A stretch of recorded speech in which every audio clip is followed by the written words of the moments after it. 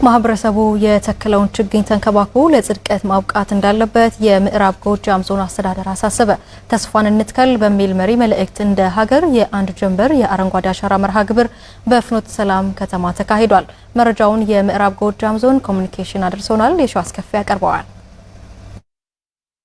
በምዕራብ ጎጃም ዞን ፍኖተ ሰላም ከተማ አስተዳደር የአንድ ጀንበር የአረንጓዴ አሻራ መርሃ ግብር የተለያዩ የማህበረሰብ ክፍሎች በተገኙበት ተካሂዷል። በዞኑ ሁሉም ወረዳዎችና ከተማ አስተዳደሮች ማህበረሰቡ በንቅናቄ ችግኝ መትከሉን የምዕራብ ጎጃም ዞን ምክትል አስተዳዳሪና የግብርና መምሪያ ኃላፊ አግማስ ያንተነህ አንስተዋል። በዞኑ ለተከላ በተለዩ 150 ቦታዎች የተለያዩ የደንና የፍራፍሬ ችግኞች መተከላቸውንም ኃላፊው ተናግረዋል። በተቀናጀ መልኩ ነው የምንሰራው።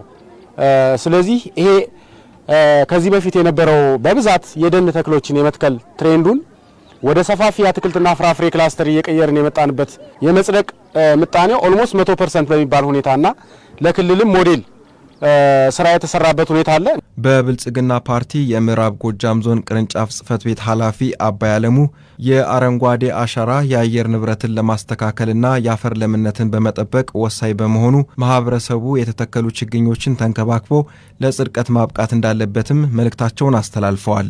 ዛሬ በንቅናቄ የተከልነውን ችግኝ የማጠር በሂደትም ጭምር እዚህ ቤት ያለን ሰዎች በንቅናቄ የመንከባከብ የመኮትኮት ስራዎችን ሰርተን የከተማውን የአረንጓዴ አሻራ ፕሮግራም በንቅናቄ ከመትከል ባለፈ ለአካባቢው አጠቃላይ ኢኮሎጂ ትርጉም ያለው ስራ ሰርተን እንድንገናኝ አደራ እያልኩኝ ይሄን ፕሮግራም አክብራችሁ ለመትከል የተገኛችሁ አጠቃላይ የዚህ ፕሮግራም ታዳሚዎች ይሄን ንቅናቄ በሌሎች ስራዎችም ጭምር አስፍተን እጅ ለእጅ ተያይዘን የገጠመንን የፖለቲካና የጸጥታ ሁኔታ የሚቀይር እንቅስቃሴ በማድረግ የዞናችንን ልማትና ፋጥን የሚል መልእክትን ያለ በፍኖተ ሰላም ከተማ አስተዳደር በአንድ ጀንበር የአረንጓዴ አሻራ መርሃ ግብር የተሳተፉ የማህበረሰብ ክፍሎች የተከሏቸውን ችግኞች ለመንከባከብ ዝግጁ መሆናቸውን ተናግረዋል። ተስፋዬ መላሽ በቃሉ ከ03 ቀበሌ ችግኞችን መንከባከብ፣ መቆፈር፣ ከንክኪ ነፃ ማድረግ ይጠይቃል። ምክንያቱም ከብት ከገባ ሌላም ገብቶ የሚቆርጣቸው ካለ እንዳያድጉ የሚያደርጋቸው ነገሮችን ታልተንከባከብናቸው ልጅም ወልዶ መጣል ሳይሆን ማሳደግ ነው። ልጅና ችግኝ አንድ ነው።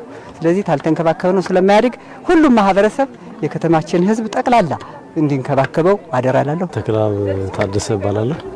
ያው እዚህ 01 ነው ቀበሌ ነው የምኖርበት አካባቢ ደግሞ የፍራፍሬ ችግኞችን እየተከልን እንደ ማንጎ፣ አቮካዶ የመሳሰሉት ችግኞችን ተክለን እዛው ከፍሬያቸው የምናገኘው ጥቅም ስላለ ሁሉም ይህን ተሞክሮ ይዞ በየቤቱ እየተከለ ያለበት ሁኔታ አለ ማለት ነው። እንግዲህ ያው ችግኝን መትከል ብቻ ሳይሆን መንከባከብ ካልተንከባከብ ነው እንደማያድግ ችግኙ ስለምናቅ ያው ተክለን በየሰዓቱ እየተንከባከብነ ለፍሬ እንዲበቃና አድጎም ጥቅም ላይ እንዲውል ሁላችንም ከራሴ ጀምሮ የተከልኩትን ችግኝ መንከባከብ አለብን የሚል ሐሳብ አለኝ። በምዕራብ ጎጃም ዞን የምግብ ዋስትናን ለማረጋገጥ ማህበረሰቡ ለአትክልትና ፍራፍሬ ችግኞች ትኩረት ሊሰጥ ይገባል ተብሏል።